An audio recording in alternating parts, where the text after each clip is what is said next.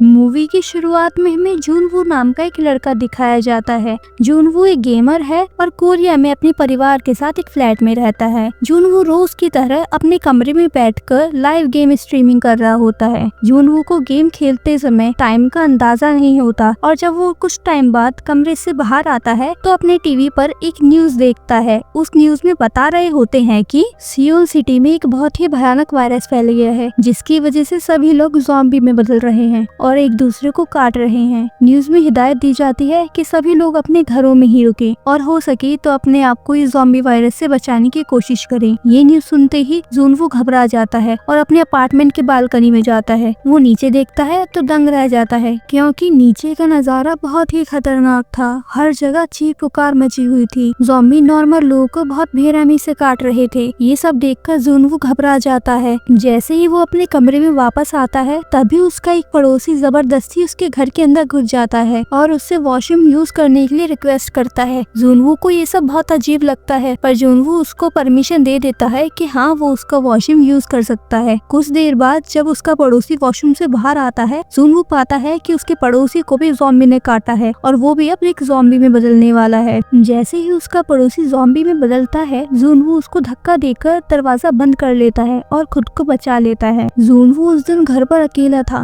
क्योंकि उसके परिवार के सभी लोग घर से बाहर गए हुए थे। तभी उसके मोबाइल पर उसकी फैमिली का मैसेज आता है कि वो कैसा है और स्टे अलाइव। जुनवू को ये मैसेज देखकर कुछ समझ नहीं आता है, इसलिए वो एक स्टे अलाइव का मैसेज लिखकर अपनी फैमिली फोटो पर लगा देता है, जो कि उसे याद दिलाता रहे कि उसे जिंदा रहना है। जुनवू खुद को अपने घर में कैद कर लेता है। वो अपने दरवाजे पर एक भारी भरकम फ्रिज लगा देता है ताकि कोई ज़ॉम्बी अंदर न घुस पाए। जुनवू अपनी मदद के लिए सोशल मीडिया पे एक पोस्ट डालता है जिसमें वो अलाइव लिखता है ताकि कोई उस पोस्ट को देखकर उसकी मदद के लिए आ सके। पर उस पोस्ट का कुछ दिनों तक कोई रिप्लाई नहीं आता क्योंकि उसके एरिया में सभी लोग ज़ॉम्बी की चपेट में आ चुके थे। वहाँ कोई जिंदा नहीं बचा था। जुनवू के पास एक ड्रोन था जिसके जरिए वो अपनी सोसाइटी और आसपास के इलाके का हालात मालूम करने की कोशिश करता है, पर वो पाता है कि आसपास के इलाकों का माहौल बहुत ही ज्यादा बिगड़ चुका है। जुनवू को अपने घर में कैद हुए अब काफी दिन हो जाते हैं। जुनवू अपने आप को बहुत ही अकेला महसूस करने लगता है क्योंकि जुनवू के मोबाइल में ना तो अब नेटवर्क था, ना उसके पास पीने के लिए पानी बचा था और खाना भी लगभग खत्म होने ही वाला था। जुनवू अकेलेपन से परेशान होकर अपने लिए रोज एक वीडियो बनाता है जिसमें वो कहता है कि मैं अभी जिंदा हूँ। कुछ दिन बाद जुनवू को आइडिया आता है कि वो एक रेडियो बनाकर बाहर से मदद मांग सकता है। वो अपने घर में ढूंढता है, रेडियो बनाने के लिए उसे कोई सामान नहीं मिलता। ये देखकर जुनवू और निराश हो जाता है। जुनवू अपनी बालकनी में जाकर देखता है तो नीचे एक लेडी पुलिस ऑफिसर बहुत सारे ज़ॉम्बीज से अकेले लड़ रही होती है। वो सारे ज़ॉम्बीज को शूट कर रही होती है, पर इतने सारे ज़ॉम्बीज के बीच वो अपने आप को नहीं बचा पाती। ये सब जुनवू अपनी बालकनी में खड़ा होकर देख रहा होता है। जुनवू अपने आप को बहुत हेल्पलेस फील करता है, पर वो उसकी मदद करने के लिए वो अपनी बालकनी से चिल्लाकर सभी ज़ॉम्बीज का ध्यान अपनी तरफ डाइवर्ट करने की कोशिश करता है, पर वो उस पुलिस ऑफिसर को बचा नहीं पाता। जैसे ही जुनवू अपने कमरे में वापस जाता है, वो पाता है कि उसकी आवाज से अट्रैक्ट होकर एक ज़ॉम्बी उसके घर में घुस आया है और उसके ऊपर हमला कर देता है।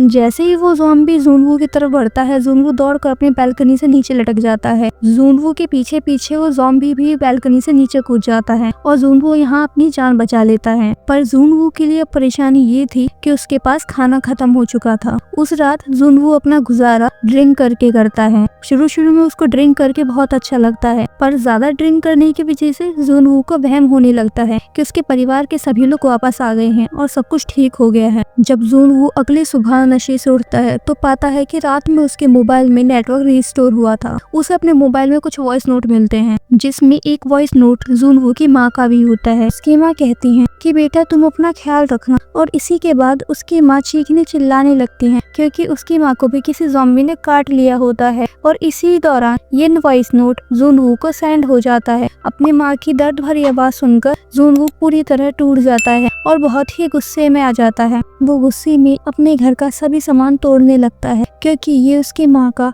आखिरी वॉइस नोट था। वो गुस्से में ज़ॉम्बिस को मारने के लिए अपने घर से बाहर निकलता है और बाहर जाकर देखता है कि ज़ॉम्बिस की तादाद बहुत ही ज्यादा है और ज़ॉम्बिस बहुत ही ज्यादा भयानक है। वो अपने आप को बचाते हुए जैसे तैसे वापस घर में लौट आता है और सोचता है कि मैं ज़ॉम्बी बनकर तो बिल्कुल भी नहीं मरने वाला। इसलिए जुनवू एक फांसी का फंदा लगाता है और उसमें लटकने की कोशिश करता है। जुनवू जैसे ही खुद को मारने की कोशिश करता है तभी सामने वाली बिल्डिंग से उसके फेस पर कोई लेजर लाइट पॉइंट करता है, जिसे देखकर जुनवू अपने फांसी के फंदे को तोड़कर नीचे उतर जाता है। जुनवू नीचे उतरकर देखता है कि सामने वाली बिल्डिंग में भी एक यूबिन नाम के सर्वाइवर बची हुई है। इन दोनों की बातचीत इशारों से शुरू होती है और ये दोनों रोज बात करने लगते हैं। हमें अगले ही सीन में दिखाया जाता है कि यूबिन के दरवाजे पर एक ट्रैप लगा हुआ है जिसके अंदर एक ज़ॉम्बी फंसा हुआ है और यूबिन उस ज़ॉम्बी को मार डालती है। यूबिन वापस आकर अपनी खिड़की से देखती है कि जुनवू को बहुत भूख लगी है। वो उसे खाना पहुंचाने के लिए एक बॉल पर रस्सी बांधकर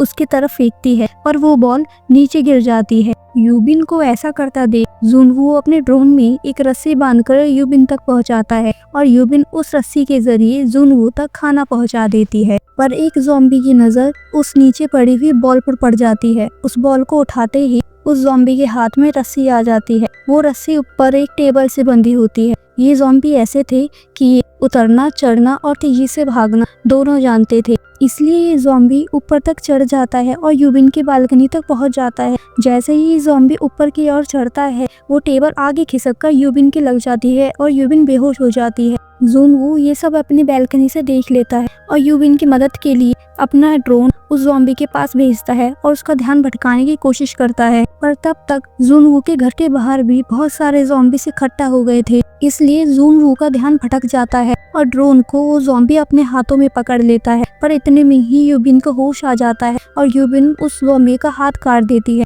वो ज़ॉम्बी बालकनी से अब नीचे गिर जाता है। अब यूबिन के पास भी खाने का सामान खत्म हो रहा था, इसलिए अब जुनवू डिसाइड करता है कि वो आसपास के पड़ोसी घरों में जाकर खाने का सामान ढूंढ कर लेकर आएगा। इसलिए जुनवू पूरी तैयारी के साथ अपने घर से बाहर निकलता है और अपने एक पड़ोसी के घर में जाता है। वहाँ एक ज़ॉम्बी होता है, उसकी जेब से चाबी निकालकर वो उसके घर के अंदर एंटर करता है। उसे घर के अंदर खाने पीने का सामान, कुछ वॉकी टॉकी और एक ईयरफोन मिलता है। वहाँ कुछ उसे हाइकिंग के सामान भी मिलते हैं। वो बेडरूम की ओर जाता है। बेडरूम में उसे बेड पर एक लाश मिलती है। वो उस लाश को देख रहा होता है, तभी पीछे से वो ज़ॉम्बी आकर उसके ऊपर हमला कर देता है। जुनवू जैसे तैसे उस घर से बाहर निकलता है और वापस अपने घर में आता है। जुनवू घर वापस आकर उस ईयरफोन के जरिए अपना रेडियो चालू करने की कोशिश करता है, पर उसकी कोशिश नाकाम रह जाती है। वो यूबिन से बात करने के लिए एक वॉकी टॉकी रस्सी के जरिए यूबिन तक पहुंचाता है और वॉकी टॉकी के जरिए इन दोनों में बात शुरू होती है। बातों ही बातों में यूबिन जुनवू को बताती है कि उसे हाइट से डर लगता है। ये लोग पीने के पानी के लिए अपनी बैल्कनी में बर्तन रखा करते थे, जिससे बारिश का पानी इकट्ठा होकर ये पी पाए। एक दिन यूबिन की बिल्डिंग में बहुत सारे ज़ॉम्बीज़ घुस जाते हैं, मानो जैसे ज़ॉम्बीज़ में भगदड़ मच गई हो। और उस भगदड़ के बीच यूबिन के हाथ से कुछ सामान नीचे गिर जाता है, जिसकी वजह से थोड़ी सी आवाज हो जाती है। ज़ॉम्बीज़ ये आवाज सुनकर यूबिन के फ्लैट की तरफ बढ़ने लगते हैं। जुनवू ये सब होते हुए अपनी बैल्कनी से देख रहा होता है, इसलिए यूबिन को बचाने के लिए वो अपने घर के लैंडलाइन से यूबिन के पड़ोसी के घर पर कॉल लगाता है। उस आवाज से सारे ज़ॉम्बी पड़ोसी के घर की तरफ चले जाते हैं। ये दोनों आपस में वॉकी टॉकी पर बात करते हैं कि अगर ये ऐसे ही घर में पड़े रहे तो एक दिन जरूर मारे जाएंगे। यूबिन जुनवू को बताती है कि मैंने तुम्हारी बिल्डिंग में 8वें फ्लोर पर देखा है कि वहाँ एक भी ज़ॉम्बी नहीं है, हमें वहाँ चल के खाना ढूंढना चाहिए। ये दोनों डिसाइड करते हैं कि ये दोनों अपने घरों से बाहर निकलेंगे और 8वें फ्लोर तक जाएंगे। ये दोनों जैसे तैसे करके ज़ॉम्बीज़ से लड़ते हुए 8वें फ्लोर तक पहुंचते हैं, पर ज़ॉम्बीज़ भी इनका पीछा कहाँ छोड़ने वाले थे। ज़ॉम्बीज़ भी इनका पीछे 8वें फ्लोर तक आ गए। ये दोनों ज़ॉम्बीज़ से पूरी तरह गिर जाते हैं, पर तभी एक दरवाज़ा खुलता है और एक आदमी इन दोनों को अंदर खींच लेता है और बचा लेता है। ये आदमी इन दोनों को खाना ऑफर करता है, पर यूबिन को इस आदमी पर शक होता है। वो पहले तो खाना नहीं खाती, पर वो बहुत मजबूर थी और भूखी थी, इसलिए वो खाना खा लेती है। पर यूबिन का शक सही निकलता है, क्योंकि ये आदमी अच्छा नहीं था। इस आदमी ने उनके खाने में नशीली दवाई मिलाई हुई थी। खाना खाते ही ये दोनों बेहोश हो जाते हैं। इनके बेहोश होते ही ये आदमी इन दोनों के हाथ पैर बांध देता है। वो आदमी यूबिन को एक ज़ॉम्बी के कमरे में छोड़ देता है। वो ज़ॉम्बी उस आदमी की वाइफ होती है। वो यूबिन को उसे खिलाने के लिए भेजता है ताकि वो अपने वाइफ का पेट भर सके। तभी जुनवू को होश आ जाता है। जुनवू एक गन उठाकर उस आदमी की तरफ पॉइंट करता है, पर वो आदमी तब भी नहीं मानता। पर अंदर यूबिन अपने आप को बचा लेती है। वो ज़ॉम्बी के मुंह पर कपड़ा लपेटकर उसी के पति के ऊपर छोड़ देती है और ज़ॉम्बी कपड़ा हटते ही अपने पति को काट लेती है। उस आदमी के ज़ॉम्बी बनने से पहले यूबिन उन दोनों को शूट कर देती है और मार डालती है। शूट की तेज आवाज सुनकर सारे ज़ॉम्बीज उस बिल्डिंग की तरफ आने लगते हैं। वो पूरी बिल्डिंग ज़ॉम्बीज से भर जाती है। पर तभी जुनवू खिड़की से बाहर देखता है तो उसे हेलीकॉप्टर्स की आवाज सुनाई देती है। हेलीकॉप्टर्स की आवाज सुनकर दोनों छत की तरफ भागते हैं और ज़ॉम्बीज से लड़ते हुए ये दोनों जैसे तैसे छत तक पहुंच भी जाते हैं। ये छत पर पहुंचते हैं तो इन दोनों को वहाँ कोई हेलीकॉप्टर नहीं मिलता, पर पीछे पीछे इनके बहुत सारे ज़ॉम्बीज आ चुके थे। ये दोनों अपनी गन की बची कुची बुलेट्स के सहारे उन सारे ज़ॉम्बीज से लड़ने की कोशिश करते हैं। इन दोनों को लगता है कि अब शायद इन दोनों का अंत आ चुका है, पर तभी पीछे से एक हेलीकॉप्टर आता है जिसमें आर्मी होती है। आर्मी सारे ज़ॉम्बीज को शूट करके इन दोनों को ऊपर चढ़ा लेती है और हेलीकॉप्टर में बैठते ही इन दोनों के मोबाइल में नेटवर्क आ जाता है। नेटवर्क आते ही इन दोनों को इनके दोस्तों और रिलेटिव्स के मैसेज आने लगते हैं। ये मैसेजेस देखकर ये दोनों बहुत खुश होते हैं। यहाँ इन दोनों को एक नई लाइफ मिल गई थी और जुनवू का स्टे अलाइव अब अलाइव बन गया था। यहीं पे मूवी का दी एंड होता है।